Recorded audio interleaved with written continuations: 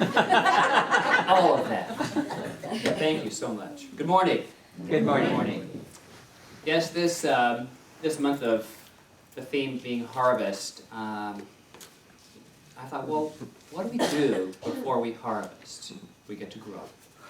So that's where my title idea came from, and I had no idea consciously what I was going to be saying this morning until, well, maybe now, because I'm always growing like we all are. So, but I want to begin with the beginning of my life.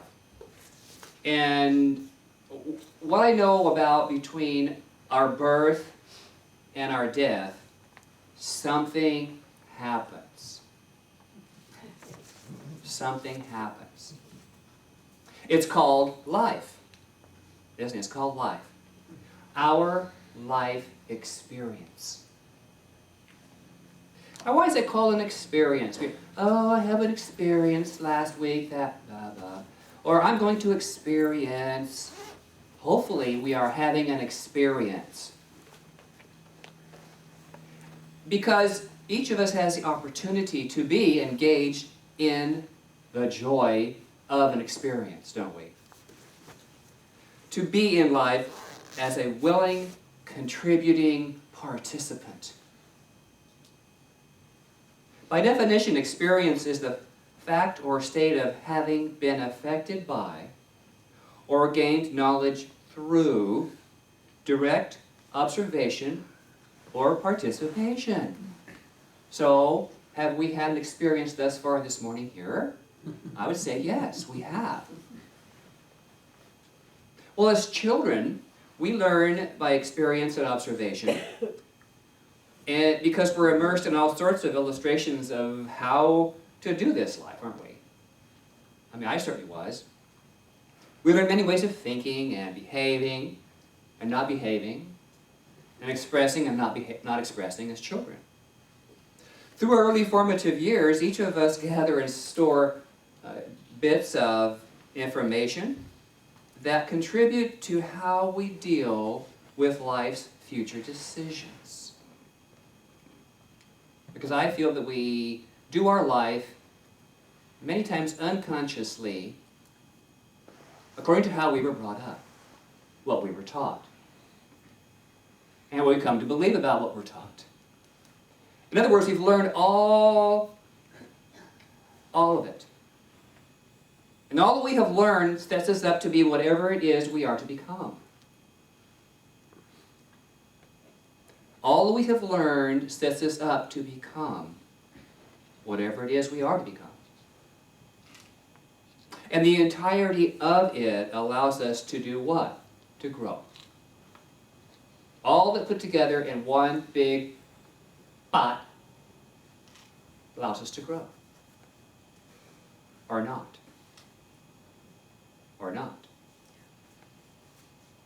I know I sometimes like in my life to something I plant that hasn't been properly nourished.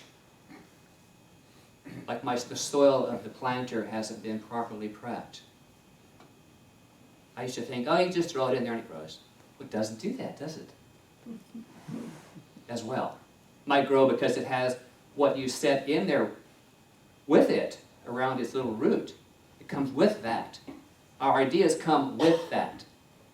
But without us adding to what that is, it stays that tall, that size. And in my case, it died. It's a bad plant. Bad plant, right. Well, back to my childhood. I remember my parents and their contributions on this idea of my growing as an individual. And I have three I want to share with you of those. One is, you will probably grow up to be as tall as your father. I believe that, and I did, and I am. And I don't know how many of you had the marks on the door jamb as you grew up. Yeah. So, from an early age I was taught to grow physically. The other one was, don't get too big for your britches. Well, that's like not growing, right? That's like be mindful. Third one was tell a lie and your nose will grow. Your nose will grow. So all these ideas of growing and not growing and decisions and then there are these that I learned as an adult. Oh, grow up. Oh, grow up. Or when I grow up, I will. Blah, blah, blah. And my favorite from a commercial when I was a kid. Grow, grow, grow with Langendorf bread. Remember that one? Now, come on. Some of you are 5 minutes older than I am. Grow, grow, grow with Langendorf bread. That was white bread. Yeah, yellow bread. You would grow with that, wouldn't you? Yeah, you would grow. So it was all this ideas of growing and evolving. I learned to stand tall because of that. I learned to respect others, and I also learned to be truthful. I didn't want my nose to grow. I learned that growing up is living with an idea of responsibility for my experience and to nourish my physical body. I learned I was in charge of me from an early age. This is how I started my life. And then I walked into this teaching, Science of Mind, about 30 years ago. And basically it said the same thing. You're responsible for your experience. Not a blame, not a shame. But there's power in knowing that each one of us has a cause to our life. Either by what we do, how we grow, or how we don't grow. How we move into or step away from. Now it's all good. I want to emphasize it's all good because we get to experience it. We're back to the experience part. And as long as we're in the experience of it, we're learning, we're growing. We're seeing what hopefully is happening within our situation. You know the old Bible, it is done unto you as you believe. Well, what are we showing up as our belief? How are we living the experience that we call this life? Are we growing every day to a new height or a new wisdom? Well, I believe that there is wisdom in each experience, no matter what it is. No matter what it is. I'm learning so much from the illusion of dis-ease or dysfunction or people having surgeries. I love hearing the progress of our dear Jeannie through you, Ron, because she is alive. She is in this experience for the long outcome that's healthy and well. Because it's up to each one of us when we're in an experience. Because I believe we are the CAOs of our life. Chief Awareness Officers. No one else can do that for us. No one. We are the ones who must be aware of what is happening. This teaching, when understood, contributes to my understanding and your understanding of how to influence the life that we desire. To influence. We add the influence to our lives through understanding. And this determination is done in what this teaching calls consciousness, which is our mental awareness. And who doesn't want to be more aware of what's going on in our own lives? To grow is to, here's the acronym, give rise to our wisdom. G-R-O-W. Give rise to our wisdom. And what is that wisdom? It is our spirit within us. A divine gift that we're born with. Let it rise up. Let it grow through you. So I submit 3 affirmations of awareness to support a more conscious path to the grow, grow, grow idea? There's no bread in this, but I know. The first, there is an ever-expanding potential within me. Let's say that. There is an ever-expanding potential within me. Not just me, each one of me as you. In the 7 Spiritual Laws of Success, Deepak Chopra writes, the source of all creation is pure consciousness. Pure potentiality seeking expression from the unmanifest to the manifest.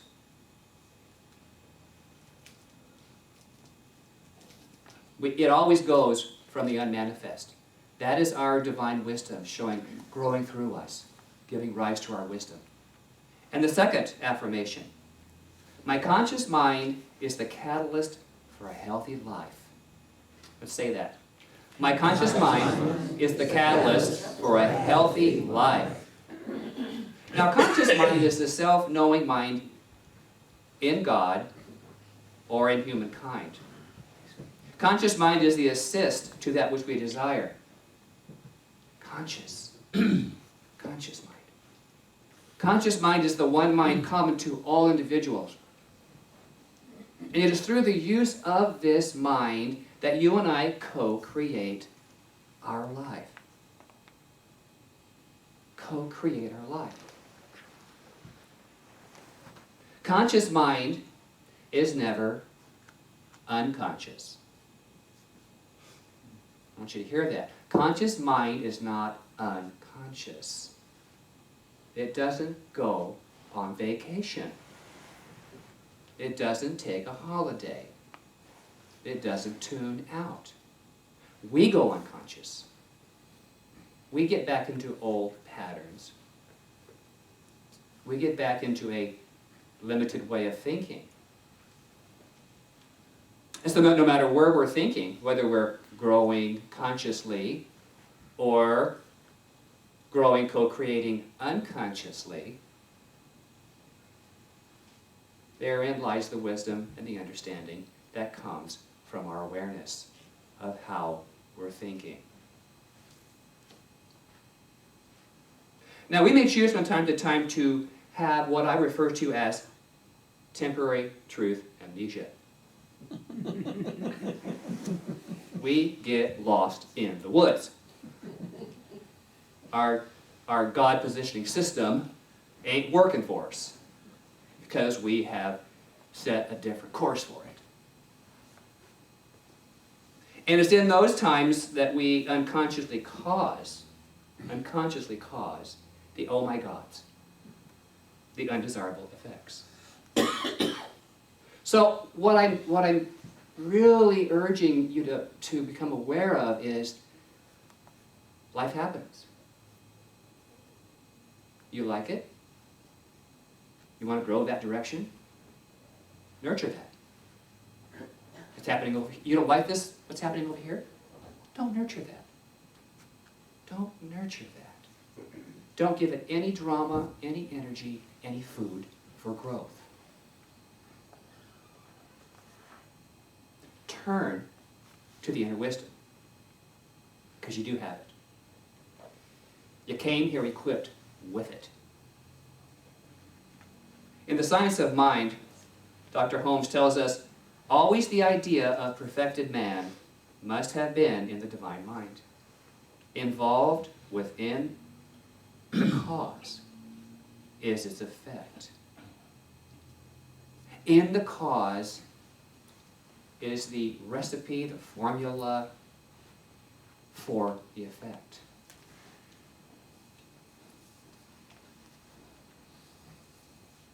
The third affirmation. I focus my attention upon the good I have already received. This is returning toward a preferred direction of growth. So let's say that. I focus my attention upon the good I have already received. Upon the good I have already received. Think for a moment. What have you received in your life?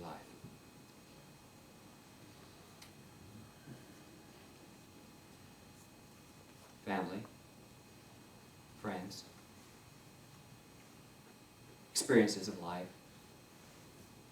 even those that might have been deemed as less than, or the oh my gods.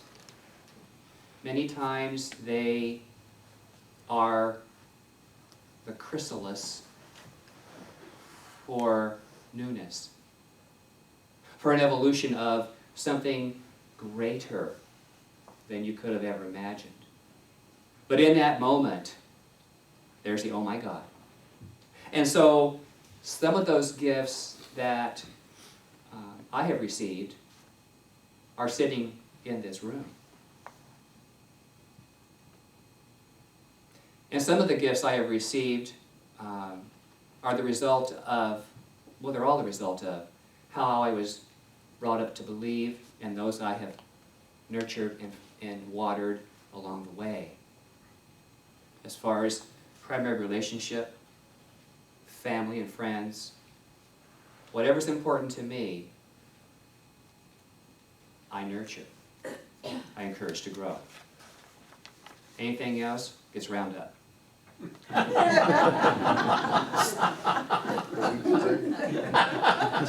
And you can think, round up to you, or up to that, or no longer. Don't want that.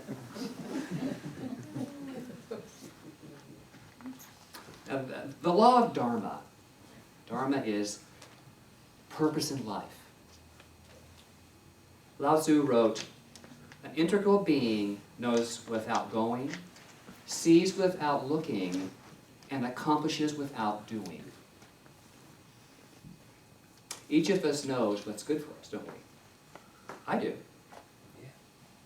Spiritual food is what nourishes the soul.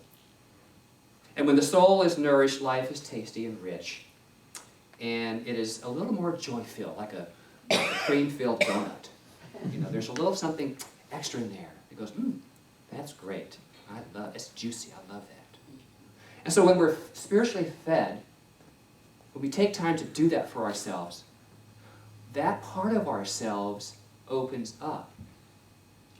It lets in a bit of light, if you will. It would be the skylight of our inner growth, to allow that part of us to emerge, to rise up, and to not only feel from ourselves, within ourselves, but to be seen by the world.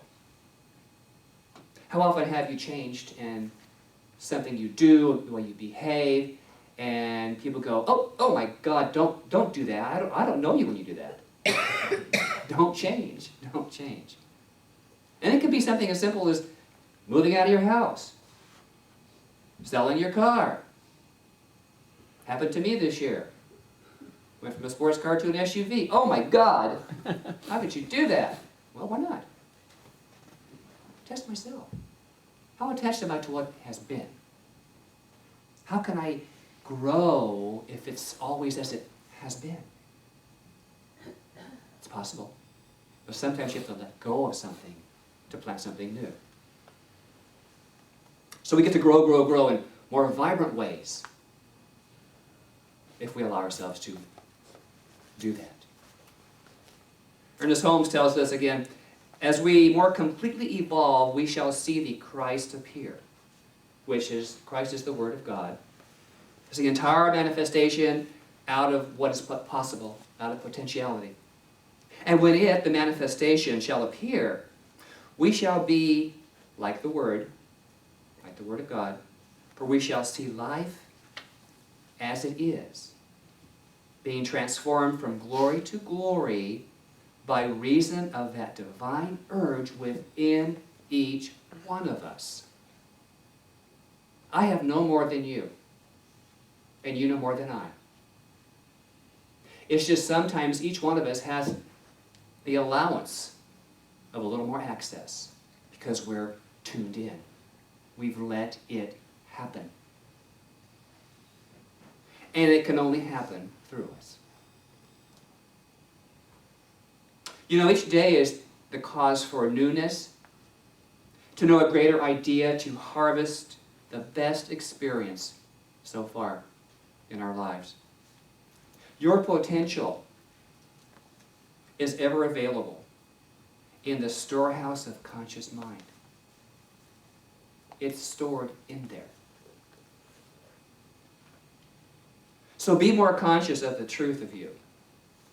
And allow that gift to be seen, shared. Test it. Test it. In our prosperity class, there is a tithing of time, talent, and treasure. And it's interesting, the concept of time in the class. The example is if you have a 40-hour work week, you tithe 4 hours in your life that week. And it could be something as marvelous as the checkout person at the grocery store. It's being aware of where you can give a kind word. To show up as spirit. To be love in your experience. It's awareness. It's awareness. And so, my friends, when you arrive at the end of each day, close your eyes in gratitude for all Spirit has wrought by means of you. Go to sleep in gratitude. Not tired. Oh, God, I'm tired. Thank you. Or you want to go in gratitude. You go to bed tired, guess what? You wake up tired. More often than not. You don't sleep well. Move into gratitude, open up something new. A new way of sleeping through the night. And remember, the great arises out of the small things that are honored and cared for. Always does. And so, beloveds, keep growing. Keep growing. As you do that, I, and each one of I, will notice the new bloom. Namaste. Namaste.